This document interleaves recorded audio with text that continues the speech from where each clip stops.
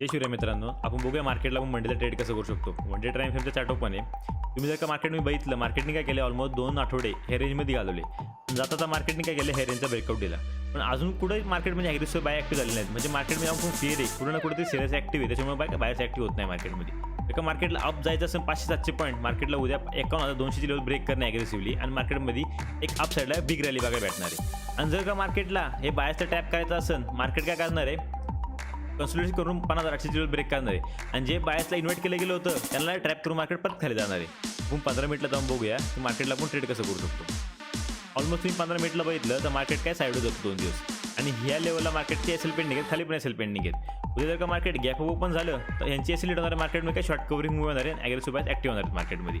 जर का flat open झालं तर वेट करा, मार्केट काय सेंटिमेंट क्रिएट करते बघा आणि त्या सेंटिमेंटनुसार ट्रेड करा. जर का मार्केट गॅप डाऊन ओपन झालं तर काय बायर्सला ट्रॅप होता, मार्केटमध्ये काय ॲग्रेसिव्ह सेलिंग